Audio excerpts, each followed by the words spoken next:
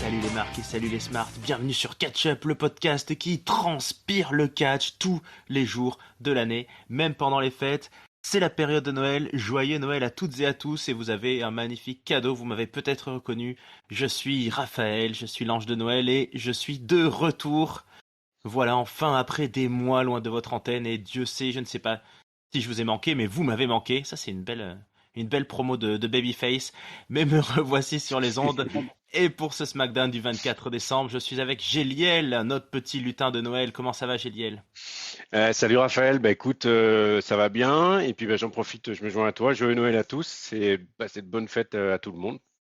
Ouais, voilà, j'espère que tout le monde a passé de bonnes fêtes, va en passer encore, et puis voilà, que tout le monde est dans le joyeux esprit La que nous magie de avons. Noël. Voilà, exactement, la magie de Noël.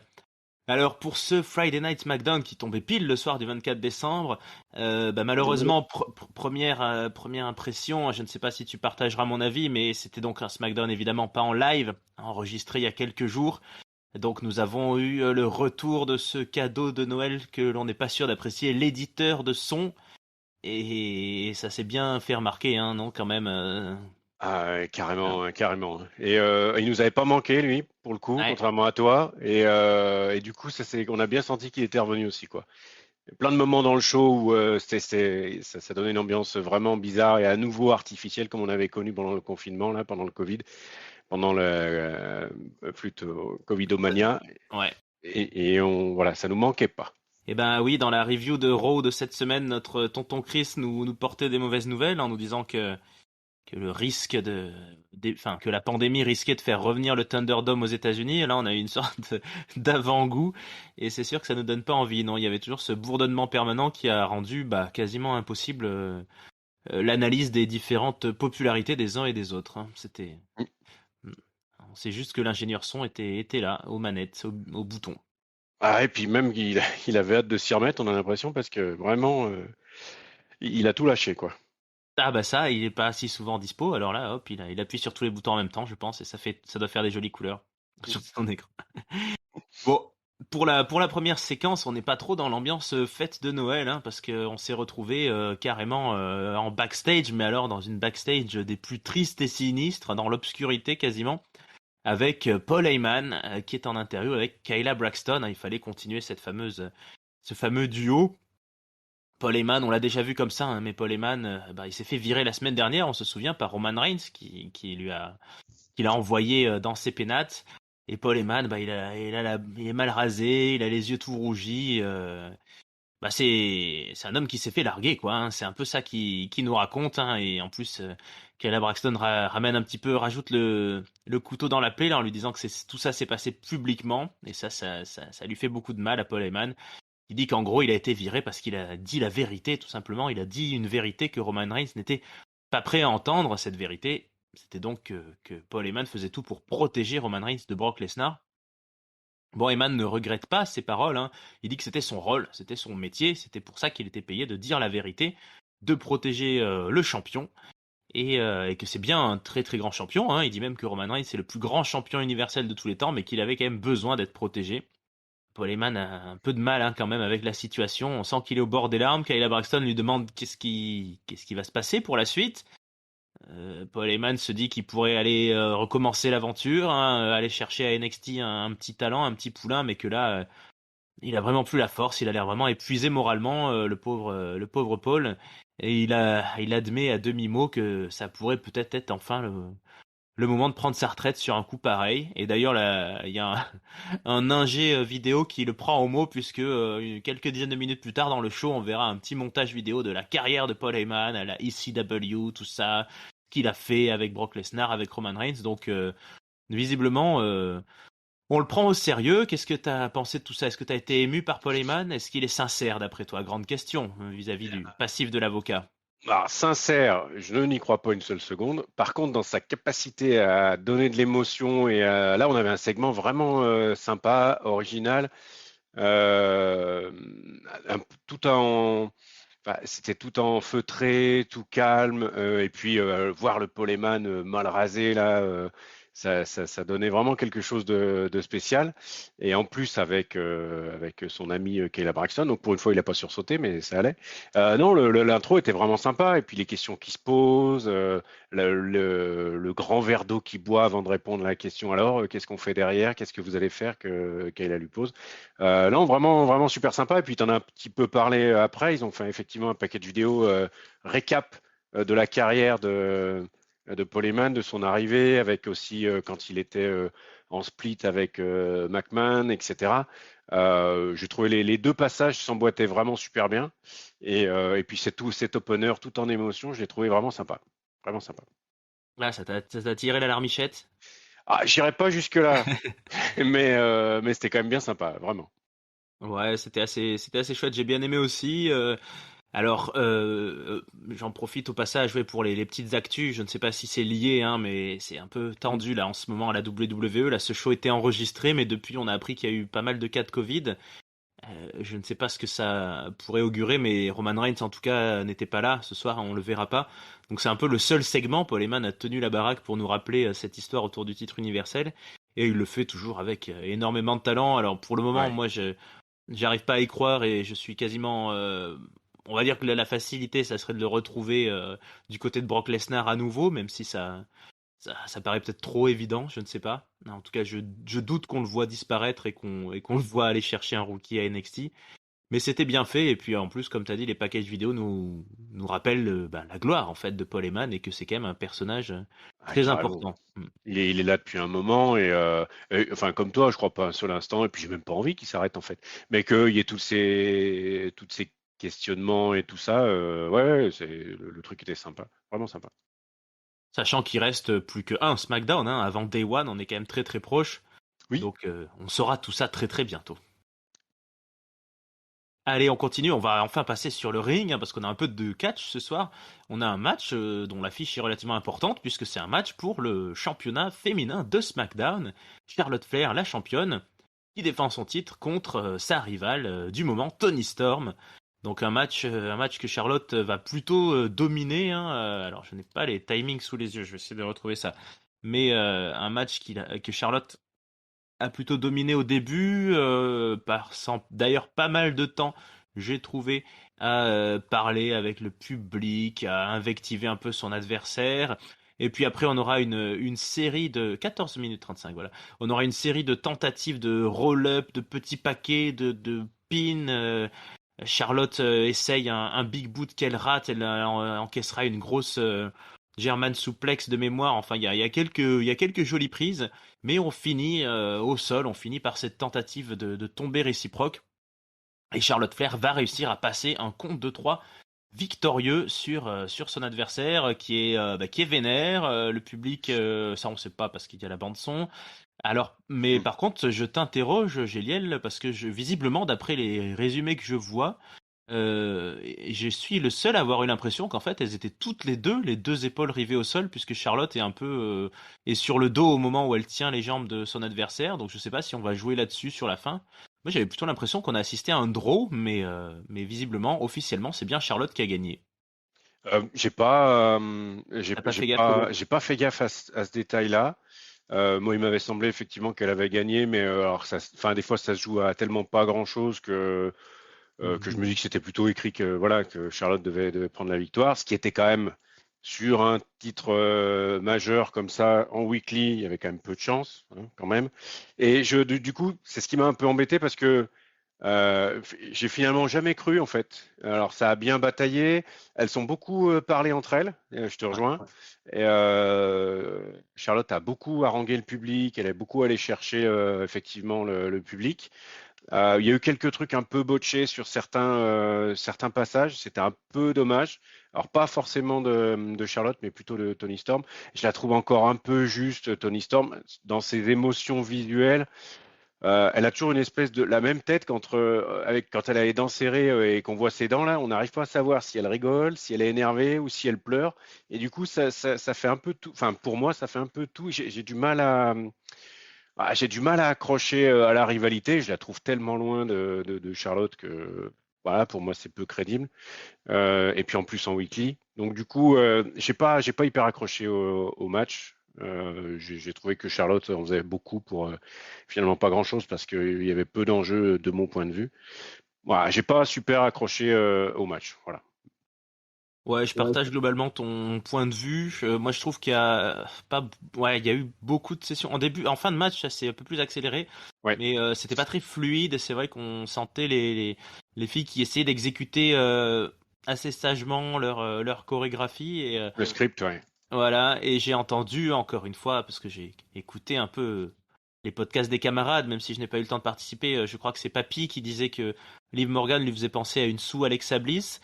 Moi, Tony Storm, alors elle me fait beaucoup penser à Lacey Evans en fait, et j'ai encore l'impression d'avoir cette même histoire de la Charlotte wannabe parce qu'elles sont toujours blondes, elles sont un peu costauds comme ça, et finalement elles sont pas au niveau. Donc j'ai pas beaucoup cru non plus. Je me suis demandé un court instant parce que des fois les soirs de Noël ou de Nouvel An, ils en profitent pour faire un petit changement de titre. Et puis bon, Charlotte, on sait jamais trop en fait avec elle si quand le Rumble ou WrestleMania arrive, s'ils vont la faire championne, challengeuse, s'ils vont l'envoyer sur un truc de gala. Ouais. Mais bon, ça aurait pas été très crédible et ça aurait pas été très bénéfique, je pense non plus. Donc la logique est respectée. Oui. Moi, j'ai ce questionnement sur le final, mais a priori, je suis le seul. Donc, a priori, tu serais partant, toi, pour qu'on en arrête là dans cette feud alors. Bah, ah oui, alors ça, dans la feud, oui. Et puis, je pense que Tony Storm, faut qu'elle aille attaquer quelque chose. Faut qu'elle aille chercher choper des victoires un peu clean Mm. sur des trucs, sur de la mid-card haute, tu vois. Je sais pas, alors pas forcément de la low card, mais je sais pas moi, de la Shayna Baszler ou aller taper pourquoi pas contre Rhea Ripley ou des choses un peu voilà, qui commenceraient à être un petit peu, mais je pense que c'est trop Charlotte Flair pour elle tout de suite. Voilà. Ouais, bah, c'est une tentative qu'ils font des fois, là, de balancer direct les rookies en challenger. Ça arrive Ouais. souvent, hein, au final, mais ça. C'est pas forcément bénéfique. Ouais, je pense que là, et on n'a pas, malheureusement, pas ce jugement possible avec le son du public, mais je sais pas si elle est dans une mood dans une popularité si énorme, Tony Storm, Ouais. pour faire un Puis, feel good moment. Ouais. puis tu vois, à la fin là, elle avait perdu. On a vu Tony Storm. On se demandait si elle pleurait, enfin, c'était un peu bizarre. Enfin, ok, c'est la vraie méchante, c'est Charlotte Flair, mais quand même, tu vas voler, tu vas chercher le titre de la méchante, tu perds, t'as te donne envie d'y retourner, mais t'as pas envie de pleurer, quoi. Enfin, voilà, du coup, le tout était un peu merdique, voilà, Oh, pour voilà. résumer. Et les mots sont forts, les mots sont lâchés. Et bah écoute, on va directement passer à la suite, au segment suivant. Alors, on va arriver sur l'énorme morceau de ce soir. Ça, c'est un spécial Noël, donc c'était une place pour le titre intercontinental, une place de challenger. Hein. Le titre intercontinental n'est pas en jeu. D'ailleurs, Rick Boogs et Shinsuke Nakamura, le champion, ont débarqué et passé leur soirée sur le bord du ring pour regarder ce combat. Donc c'est un gauntlet match de Noël, mais à 12 participants. Donc vous connaissez le concept, un gauntlet match, il y en a deux qui commencent, dès qu'il y en a un qui perd, il y a quelqu'un d'autre qui arrive. Voilà, ils vont être 12. Il faut être quand même très optimiste pour commencer là ce soir. Et bien, on va commencer à fête avec Angel Garza, qui s'appelle juste Angel maintenant, j'ai découvert au passage, Mm. qui va affronter Mansour. Donc deux plutôt low carders, effectivement. Bon, j'étais assez curieux de voir lequel avait plutôt les faveurs des bookers. Et finalement, plutôt à ma surprise, c'est Angel Garza qui va placer son wing clipper, là, le finisher que Papy adore, sur Mansour au bout de même pas 2 minutes. Donc c'est assez vite exécuté. Le Latino va rester dans le game, mais il sera rejoint très vite par Eric des Viking Riders. Donc là, on a affaire à un mec un peu plus costaud. D'ailleurs, il va lui faire une sorte de body slam à l'extérieur, là, sur le sol.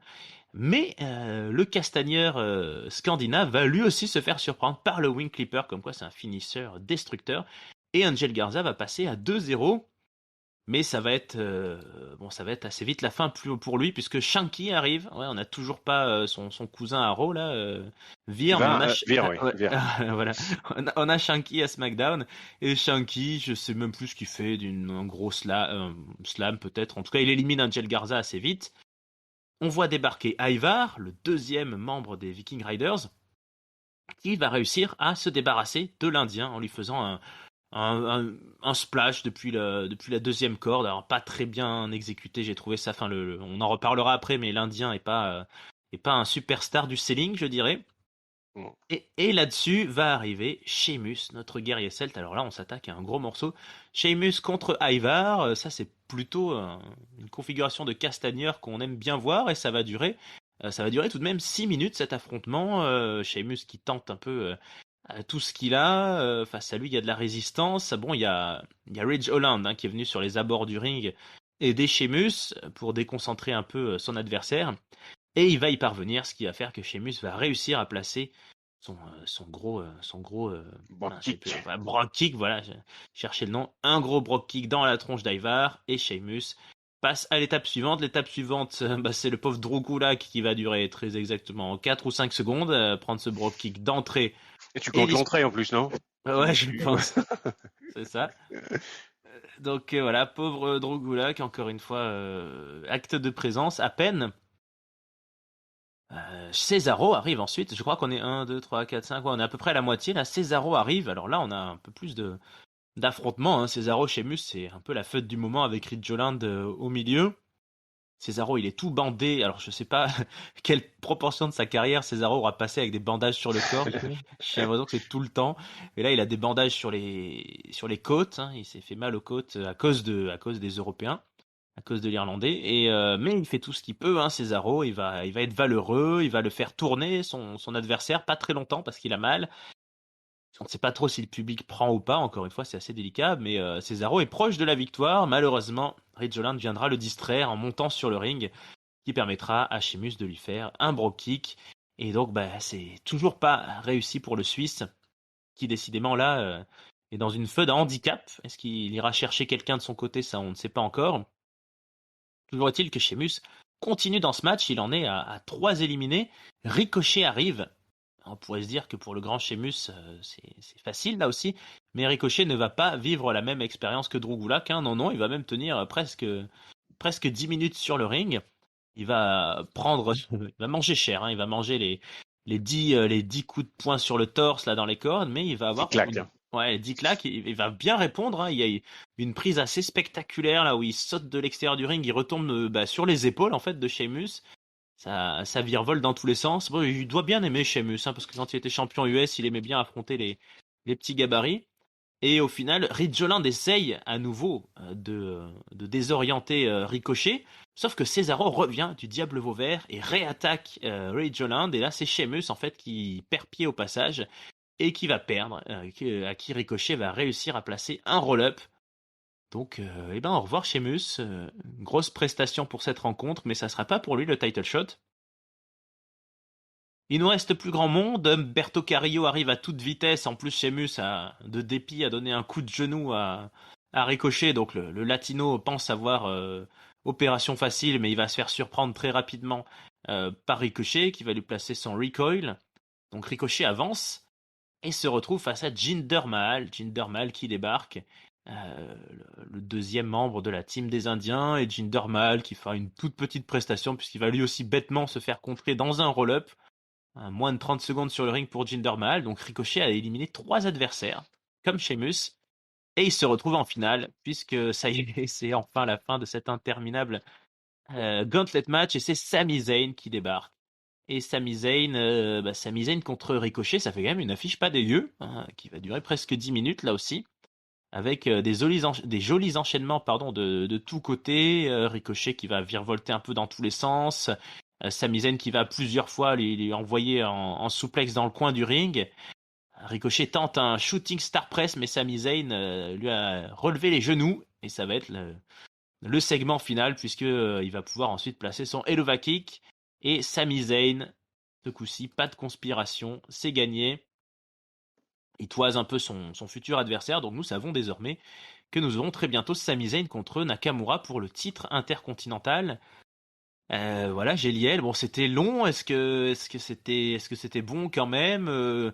Voilà, quels sont sur ce segment qui a duré quand même 42 minutes, donc plus de la moitié du show, quels sont tes points positifs, tes points négatifs, est-ce que ça t'a plu ou pas? Alors moi, j'ai vraiment adoré ce moment. Déjà, pas mal d'affrontements différents, pas mal de styles différents. Ce que j'ai aimé, c'est que à plusieurs reprises, je me suis dit, bah, c'est lui qui va gagner. Et en fait, c'était pas ça. Et ça, j'aime bien quand il y a des fausses pistes ou quand ça part à gauche à droite, c'est que voilà, c'est que c'est bien écrit et c'est que ça se passe bien. J'ai adoré la première montée en puissance de Sheamus qui cartonne un peu tout ce qui bouge. L'affrontement entre Sheamus et Ricochet, je l'ai trouvé vraiment, vraiment bon, quoi. Il y avait une alchimie entre les deux, et c'est ce que tu disais, quoi. Sheamus contre du petit gabarit, il est hyper bon pour mettre de la bonne grosse mandale qui claque, mais il s'est fait embringuer aussi dans des bons moves. Dans des Hurricane Rana, dans des grands moonsault et compagnie de Ricochet, et ça a rendu, enfin moi je trouve que ça rendait super bien quoi. Tu as effectivement parlé d'un saut à l'extérieur là où on ne sait pas si c'est botché, mais le truc était tellement énorme où il y a en fait il y a Ricochet qui retombe quasiment sur la tête de ce pauvre Ouais. Sheamus. On voit qu'il est 1 mètre en retard, en fait, Sheamus, donc il se rapproche à toute vitesse pour aller chercher Ricochet pour éviter qu'il se croûte. Et en fait, il lui tombe dessus. Mais enfin, moi, j'ai trouvé ça vraiment, vraiment super sympa. La prestation de Ricochet qui a compensé. Alors après, il y avait il a ajouté des petits moves en mode coup de boxeur, coup de poing de boxeur un peu stylé. Je trouve que ça rendait pas mal et je trouve que ça compensait un peu le déficit physique. Parce que quand il y a un petit léger qui met des coups de poing, on va pas ramener ça à ce pauvre Shane McMahon et ses ridicules coups de poing. Mais il y a toujours le risque. Et je trouve que vu qu'ils étaient quand même bien placés, enfin bien réalisés techniquement, je trouve que ça a donné un peu le change par rapport au déficit physique que peut avoir un Ricochet par rapport à un Sheamus. Et donc il avait enchaîné ça pour donner quand même voilà, un peu de change sur la partie puissance. Et puis à côté de ça, je l'ai trouvé virevoltant. Il a fait des trucs dans tous les sens. Enfin, moi j'ai adoré ce moment quoi. Et puis après donc il gagne. Donc moi j'étais debout hein, parce que j'aime beaucoup comme tonton, j'aime beaucoup Ricochet. Il mérite ce type quoi, franchement. Et puis il va chercher la foule, et puis il scelle de fou, enfin vraiment bien. Et derrière les deux autres affrontements, avant qu'il y ait Sami Zayn, pareil, hein, alors on sent qu'il est quand même déjà un peu plus fatigué. Néanmoins, il y a quand même un vrai affrontement contre Sami Zayn. Et puis bon, bah, Sami Zayn qui gagne à la fin, alors que moi j'étais parti sur Sheamus, puis après j'étais parti sur Ricochet, puis c'est finalement Sami Zayn qui gagne. Moi, j'aurais aimé que Ricochet gagne, très clairement, parce que un intercontinental, bah, je le verrais bien. Après, Sami Zayn, il attend une ceinture depuis un petit moment, donc pourquoi pas. Mais moi, ça m'a mis beaucoup d'espoir pour Ricochet, qui peut faire des trucs pendant des. Enfin, il a tenu quoi? 25 minutes au final? Et de fort Oh belles, oui. fort belles factures, je trouve. Pas ridicule, donc plein d'espoir pour Ricochet. Et puis globalement, sur ce Gauntlet match, je te dis, j'ai pensé 3 fois avoir trouvé le vainqueur, et 3 fois ça a changé, donc j'ai été très entertainé, comme on dit. Voilà. Bah, très bien. Écoute, moi aussi j'ai passé un bon moment. Alors c'est vrai que 12 mecs, ça fait beaucoup, mais j'ai trouvé qu'ils ont bien su le scénariser. Ça commence, voilà, gentiment. Alors bon, bah, Angel Garza, qui est plutôt un mec que j'aime bien, qui a eu un petit moment, même s'il s'est vite oublié, mais qui aura sorti 2 éliminations. Après, la grosse session chez Mus, effectivement très impressionnant. Sheamus, on le dit jamais assez, mais qui aura été un catcheur solide et fidèle, toujours au poste sur cette belle année 2021, qui mérite de grandes choses pour la suite. Un Cesaro dont on fait toujours un peu attention, en tout cas pour moi c'est un de mes favoris, mais qui perd assez vite, qui fait pas une grosse prestation en termes d'élimination, mais qui est un personnage important de ce gros segment. Et Ricochet, effectivement, très bien, bonne surprise, qui mérite largement, qui surnage un peu au-dessus de certains des autres jobbers qui sont plutôt dans sa catégorie hein, ces derniers temps Ouais, c'est malheureusement ça. Il est on l'a au-dessus. Moi, plus je le trouve au-dessus, ouais. ouais il est au-dessus et il a bien prouvé et on espère de bonnes choses pour la suite. Au final moi je suis aussi un grand fan évidemment de Sami Zayn et de tout ce qu'il a pu faire ces derniers temps avec tout ce personnage qu'il a créé donc moi ça me dit bien surtout que je le vois bien hein, Sami Zayn aller chercher bon Ricochet l'aurait pu aussi mais je pense que Nakamura, tout le monde fait l'unanimité pour dire qu'il est temps de lui prendre cette ceinture, qu'il est temps qu'il soit vraiment sur la scène tag Ah team ouais. avec Rick Boogs. Donc ça serait pas mal, Sami Zayn champion intercontinental. Du coup, c'était un beau segment, ça a permis de voir beaucoup de monde. Alors bon, on aurait peut-être pu, voilà, je sais pas si c'est toujours la grande question que nous avons dans nos podcasts. Est-ce que quand on s'appelle Drogula, qu'il vaut mieux passer 5 secondes ou pas passer du tout? Bon, ça a fait du corps à l'événement et ça a donné un gros match, quoi. On avait bien Ouais, une, ouais. une, une vraie belle histoire. qui montrait qu'il y avait de l'enjeu. On a vu un peu tout le, ouais, tout le roster, hein, on peut dire, donc c'est pas plus mal. Il vaut mieux qu'il soit là que derrière un titre 24/7 ou quoi. Donc c'était plutôt réussi. Enfin, ça, je trouve ce côté cadeau de Noël réussissait bien. Là, on voyait plein de monde et on a vu plein de trucs. Ouais, pareil. Voilà, et ceci étant dit, on arrive assez vite hein, à notre main event du soir, puisque on vient déjà de passer 45 minutes là à ce combat-là. Donc il y aura la petite vidéo sur Paul Heyman qui est diffusée au passage. Il y a Xia Ali aussi qui fait un petit segment aux coulisses, qui justement est plutôt dans sa création elle aussi de son personnage de vengeresse, de protectrice. Mm. Et nous arrivons au match final de la soirée, qui est un match street fight de Noël, hein, officiellement un miracle de la 34e rue de Noël. Vous connaissez le principe à la WWE, hein, tout autour du ring, il y a des sapins, il y a des cadeaux, il y a de la bouffe, etc. Et donc c'est un tag team match à 6 qui sera le match de Noël. Un match dans lequel Matt Capmos et avec les Usos affrontera le New Day, Xavier Woods et Kofi Kingston, avec Drew McIntyre. Bon, bien sûr, nous avons Happy Corbin qui est du côté des méchants. Là, pour le coup, on a un match alors très précisément qui dure 12 minutes 30 et qui est à l'image de tout ce qui se fait à la WWE pour Noël. Donc évidemment, les New Day, les Usos vont s'envoyer la tronche dans les sapins de Noël, dans les cadeaux. Il y a même un moment où c'est un spectateur qui va donner un cadeau à l'un des Usos pour taper sur Xavier Woods, si ma mémoire est bonne. Mm. Voilà, ça utilise donc Corbin. Au bout d'un moment, on se rend compte que puisque c'est un street fight, il a le droit d'intervenir. Il va taper avec un kendo stick déguisé en sucre d'orge là, sur Drew McIntyre. Bon, on aura un petit peu toute cette fête. Baron Corbin, enfin pardon, Happy Corbin et Matt Capmos vont finir les pauvres complètement dégoulinants parce qu'on leur a versé sur la tronche. Alors je sais plus comment ça s'appelle, c'est du lait de poule là, cette espèce de boisson. Ouais, un peu jaunâtre là. Ouais, Je sais pas trop ce que c'est. Ouais. bien poisseuse, bien dégueu. Voilà, on gaspille de la bouffe, évidemment. Les New Day sont tout contents. Et puis Drew McIntyre va ramener Matt Capmos sur le ring, pardon, pour lui sortir un Claymore. Et c'est fini, c'est gagné. Les gentils l'ont remporté. Bon, là, on était dans quelque chose, on va dire, de plus habituel. Est-ce que ça t'a quand même soulevé un sourire et des applaudissements? Ou est-ce que c'est le genre de segment un peu trop habituel, ou un peu trop convenu pour que ça t'enthousiasme? Eh ben, écoute, moi j'ai passé encore. Faut croire que j'étais dans des dispositions assez positives parce que j'ai encore passé un bon moment. J'ai bien aimé l'ambiance en fait qui émanait de tout ça. Alors les New Day ont toujours la banane, donc ça n'a pas changé. Mais par contre, j'ai vu plein de fois les Ouzo qui étaient morts de rire après certaines prises ou après certains trucs. Donc il y avait une ambiance très sympa.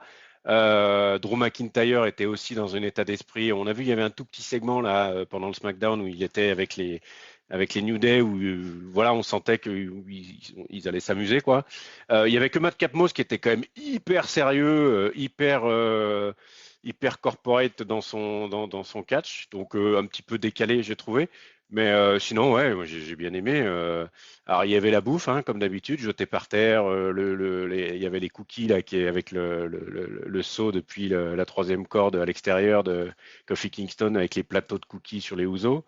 Non, j'ai trouvé ça vraiment, vraiment très sympa. Et puis la fin, et puis même à des moments, il y avait Matt Catmos et puis Drew McIntyre in ring, mais il y avait les quatre autres qui faisaient les cons dehors, ringside, et donc du coup, il n'y a plus personne qui suivait. Enfin, il y en avait de partout.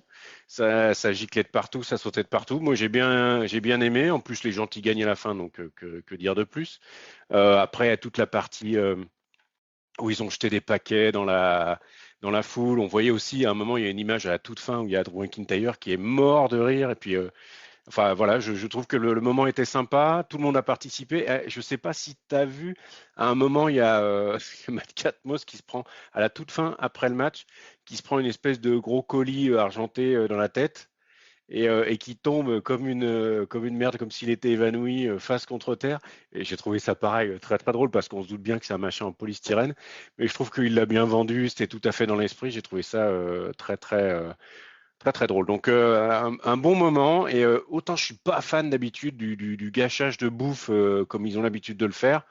Autant là, bah voilà, ça m'a moins dérangé que d'habitude, et puis que je trouve que ça c'était un peu plus fluide que d'habitude également. moins forcé peut-être, je sais pas. Et du coup, le segment m'a bien plu également. Voilà. Ouais, bah, je vais partager ton enthousiasme, sans dire que c'était un grand match de catch, c'était exactement ce qu'on a l'habitude de voir pour Noël, et c'était plutôt réussi. Moi, ça m'a rappelé des moments aussi avec John Cena, ou Alberto Del Rio, ou le Miz, enfin bref, voilà, c'est un peu le moment qui ressemble, où on devient presque dans le house show, quoi, dans la farce collective, où les Ouais. mecs ont l'air de s'amuser, de dérouler leur truc, où il n'y a même plus vraiment d'alignement parce qu'on encourage les mecs qui mettent des cadeaux sur la gueule des autres. Là, les Housseaux étaient en feu. Et ça fait rien avancer, mais on sait d'avance quand on lance une review ou un truc de Noël du soir du 24 décembre qu'il va pas se passer grand chose. Donc au moins on est resté dans le divertissement pur et dur. Drew McIntyre en plus quand même, ça lui fait du bien, hein, je pense, d'être en main event et d'être assez populaire parce que ces dernières semaines ont été un peu plus délicates. Enfin voilà, il était un peu en deçà, il était en reconstruction, il faisait un peu attention. Moi, j'étais pas très fan du McIntyre là qui sort et gigote tout le temps avec sa grosse épée, mais là, on a plutôt un moment où il a montré qu'il était rigolo aussi. Donc, Ouais, donc, ouais, c'est ça. Je pense que ça lui fait du bien aussi de pas être toujours les dents serrées, énervé avec une mission, avec quelqu'un à détruire, à venger ou choses comme ça. Le truc où juste il rigole avec les New Day et puis ça déconne. J'ai trouvé ça vachement sympa, quoi. mhm.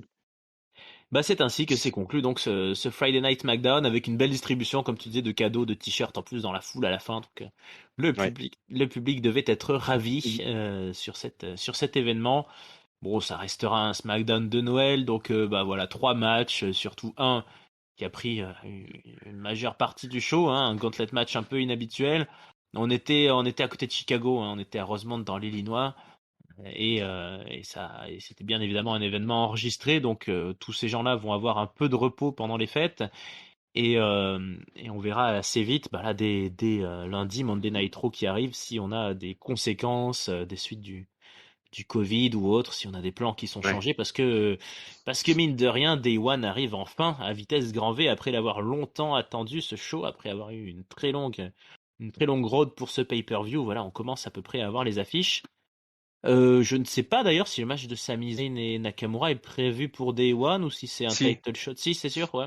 Ouais, ouais, Mhm. ouais, ouais. Il va être à Day One. J'ai, Ok. j'ai, j'ai lu que Sami Zayn avait gagné un match pour Day One, donc j'imagine que c'est celui-ci, quoi. Ok, très bien. Bah, ok, on a une affiche de plus sur la carte de Day One. Eh ben écoute, là-dessus, on va pouvoir finir nous aussi bien cette review, Géliel, de Noël. Donc est-ce que ton top, ton flop et ta note, ton mot de la fin sont aussi positifs que tu ne l'as été dans cette analyse? Dis-moi tout. Eh ben écoute, faut quand même que je trouve un flop, donc je vais le donner à Tony Storm. Alors soit au booking, soit à Tony Storm, mais je la trouve vraiment trop juste. Alors soit le booking trop ambitieux en se disant que peut-être Tony Storm versus Charlotte Flair, ça allait le faire. Moi, je trouve pas, et je trouve que Tony Storm il en manque trop pour que ce soit équitable et qu'on ait l'impression qu'elle ait ses chances, sachant que ça s'est construit autour de tarte à la crème dans la face, hein, aussi la rivalité. Donc bon, voilà. Donc voilà, c'est mon flop. Je suis pas convaincu encore. C'est peut-être un peu tôt. Et puis alors mon top, il va aller soit au Gauntlet, soit à Ricochet. Je vais aller au Gauntlet parce que le segment complet était vraiment top. Et avec un petit bonus pour Ricochet que j'ai vraiment trouvé sautillant, virevoltant et voilà, et qui mériterait d'en avoir un petit peu plus. Et alors attention, pour la fin d'année, je vais péter et je vais mettre un 4 à ce SmackDown qui m'a bien entertainé et qui m'a fait marrer à la fin. Voilà, donc on peut pas faire beaucoup mieux. Eh ben écoute, super note effectivement pour ce show. En même temps, c'est sûr que quand le top représente la moitié du spectacle, c'est que c'est Ouais. plutôt positif. Et moi, je vais manquer d'originalité, hein, parce que c'est vrai que ça a été un show bah, très très rapide, enfin très court à visionner avec peu de segments. Et le flop, la partie qui m'a le moins intéressé, clairement, c'est le match féminin, hein. Donc on va mettre malheureusement le flop sur les filles. Et le top, bah écoute, moi je vais le mettre à Sheamus. Alors puisque tu as plutôt mis le côté ricochet, moi je vais mettre le top sur notre ami rouquin, Sheamus, qui a fait aussi une belle performance. Et je trouve que globalement, bah, tout le monde en période de fête de Noël, on a les repas, les cadeaux, on n'a pas forcément énormément de temps à consacrer à du visionnage de catch, donc je pense qu'ils ont fait exactement le bon choix. Là, c'était facile à voir, c'était très plaisant, c'était vite regardé, donc Je vais peut-être pas faire péter le 4 parce que ça serait vraiment pour moi un très gros show avec beaucoup de qualité et de surprise, mais je vais mettre, allez, on va mettre un 3,75 quand même. Et on a eu une belle partition. Et en plus, voilà, ça a tombé pas trop mal cette année. Enfin, ça dépend des années, mais voilà, on a un pay-per-view qui était presque entièrement booké, des gros événements qui ont eu lieu précédemment. On pouvait se permettre, un peu avant Day One, là, de ralentir un peu et de profiter des fêtes. Donc c'était un très bon choix scénaristique de nous avoir fait cette soirée. Voilà, félicitations à la WWE. Tout Joli à fait. cadeau de Noël. Mhm. Voilà, bah écoute, Géliel, maintenant, ça y est, hein, les fêtes sont finies, la dinde est digérée, donc on va pouvoir repartir vers Monday Night Raw, vers SmackDown, et puis ce gros pay-per-view de début d'année qui nous attend, et puis bah bientôt, on va devoir nous aussi faire un peu notre review de l'année. Hein. Ketchup est en train de travailler à ses awards. Mhm. Ah oui. Est-ce que tu as tes avis définitifs là? Alors j'ai déjà beaucoup d'items qui ont été identifiés. Je suis pas encore complètement sûr de mes favoris, du classement en fait, pour être clair sur tous les points. Mais ce sera prêt pour la grosse review de l'année, la grosse analyse de l'année, pas de problème. Super, bah écoutez, peuple de Ketchup, en attendant, n'hésitez pas dans les commentaires, hein, vous pouvez nous dire, vous, vos tops, vos flops de l'année. Alors les rubriques, vous les connaissez, bon, il y a le meilleur catcheur, la meilleure catcheuse, les équipes, les matchs, les pay-per-view, enfin bref, plein de Et- bonnes choses qu'on va analyser tous ensemble. Hein. oui, tout à fait. Les feux également. Bref, comment on a vécu cette année 2021 qui sortait du Covid, où on a retrouvé le public, on a retrouvé les salles pleines avec joie quand même, puisque tout de suite, hein, comme tu l'as dit, hein, dès qu'on a à nouveau un peu de boîte à son, ça fait grincer tout de suite. Donc voilà, où on était finalement très content de revoir un petit peu du public et voir un peu comment on analyse et comment vous, avec vos commentaires également, vous analysez cette année 2021 de Catchesque. Tout à fait. Et bon, pour tout ça, vous savez, hein, où nous trouver, toujours l'autopromo, mais on est sur Spotify, Deezer, Google Podcast, voilà, Catch Up, les podcasts qui transpirent le catch sur Facebook, Twitter, on a un Twitter actif, un Instagram un petit peu moins, mais c'est Catch Up CDC. Et puis, ben, sur le Discord de Catch Up, vous pouvez venir nous raconter tout ça. Géliel, ce fut un plaisir de faire cette review de mon retour avec toi. Donc, je te remercie de ta présence et je te souhaite une belle fin d'année maintenant. Eh Nous ben, ne nous merci recroisons Raphaël. pas. Oui, ça risque d'être compliqué, mais merci quand même Raphaël pour ce hosting et puis très content d'avoir fait cette review avec toi d'un bon SmackDown. Donc ça fait toujours plaisir de s'enthousiasmer, même si parfois on est un peu sévère avec la WWE. Quand ils savent nous servir des trucs peut-être plus simples, plus dans l'air, enfin voilà, du moment, eh ben on arrive à apprécier sans modération. Donc voilà, très content de la review et du SmackDown. Eh ben parfait. Allez, peuple de catch-up, à très bientôt. N'hésitez pas à nous donner vos tops, vos flops, vos notes, à interagir avec nous et on se retrouve très bientôt pour de prochains épisodes. Alors, ciao à tous et bonne fin d'année. Salut à tous, bonne fin d'année.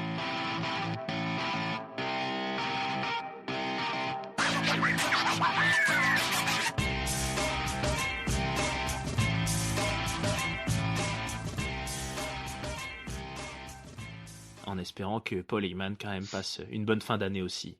Et qu'il ait pas sa lettre de démission sur le bureau en entrant lundi. Ah, le pauvre.